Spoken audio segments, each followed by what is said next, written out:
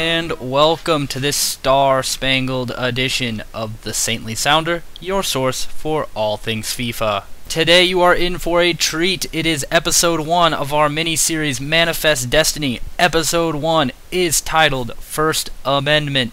Let's go over the rules of this new series. All players must be American, and this is determined by the EA card, so no Sobotchek, no Ibisevic, no Giuseppe Rossi. All American all the time. Absolutely no fitness cards, so I'm going to have to be rotating players. All games must be played in one continuous Division 1 season, and it would be really easy for me to just play 5 in the back and hope for miracles, but we're not about that. We are American. We are going to attack. We're going to bring the game to our opponents.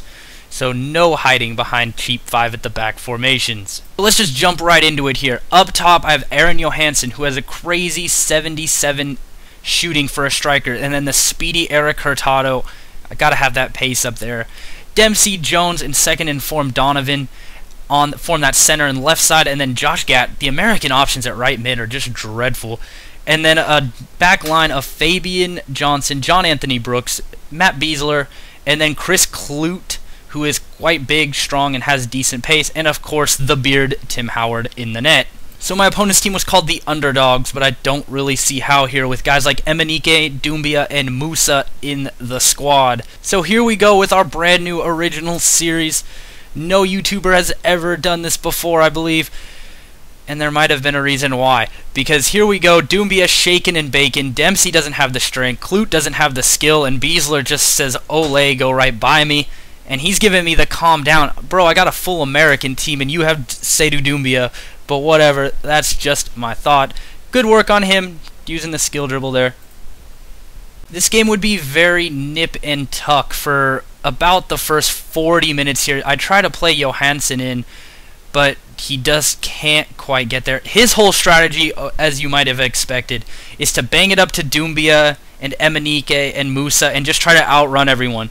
Lucky for me, Beasler has perfect work rates and great speed, and so does John Anthony Brooks. Hurtado would always be threatening. He's got immense pace, and it really does offset his poor dribbling skills.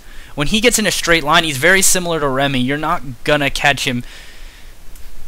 Call it hindsight or call it superstition, but when my opponent put on the red Spain jersey, I never believed that I was going to lose this game. I always thought I'd come back. And here Jermaine Jones makes a great tackle, and I'm out on the counter. And just like the US did in 2010 against Spain, I hit him out on the counter. Arjen Johansson, the Icelandic hero, is going to make it 1-1. What a goal. What a finish. What composure. I was really surprised he was able to not only stay away on the breakaway but also hold off a challenge. No shock with the finishing though. He, like I mentioned, he does have 77 shooting on the card, which is shockingly good for a silver striker, and he shows why he deserves it there. So it was after that equalizer that the game just completely shifted in my favor, with my opponent getting very little in the way of chances. It basically became a waiting game of me trying to patiently break him down, as his players were able to fly around the field and make tackles. But here, I just want to highlight this little bit with Jones. There he made a decent pass. He's going to challenge that at the third line. Then he's going to make a challenge at the 50. He's got pace, he's got strength, he's got defense. The only problem is that he's in the MLS. And then here's the main problem with Hurtado. He's not the best dribbler there, but Dempsey's able to bail him out. And we continue to patiently build up there with Johansson doing a decent job. Hurtado there on the ball, using that big beast rating right there to hold people off with his good strength.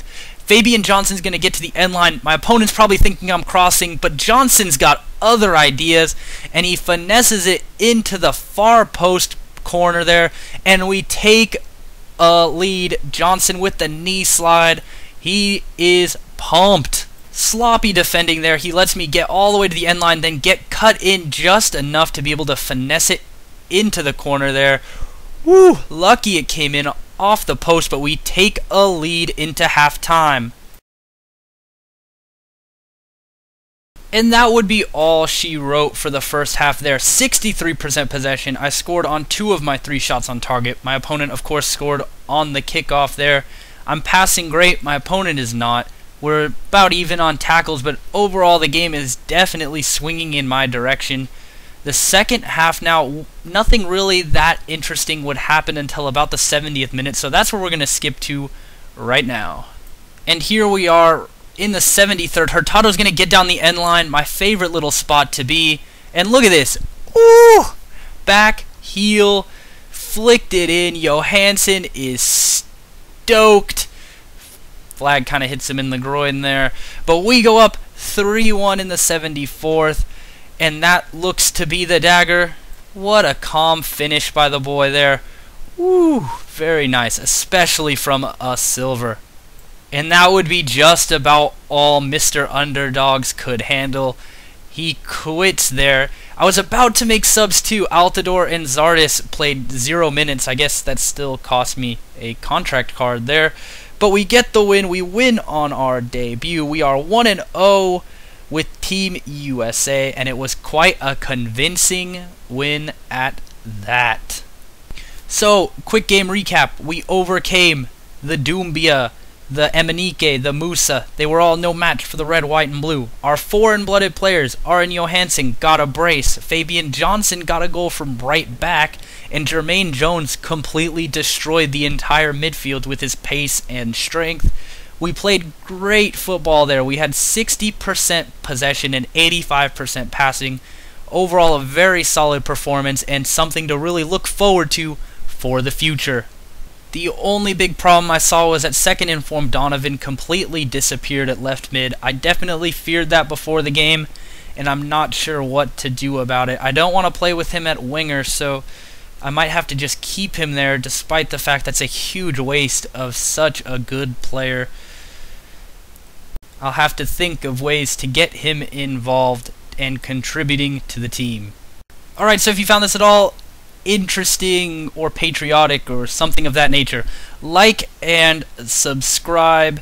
You can follow on Twitch at the Saintly Sounder or on Twitter at the Red Death 329 if that's your thing. There's more of this to come. I still have a couple tactical things that are going to be released in between some of these videos.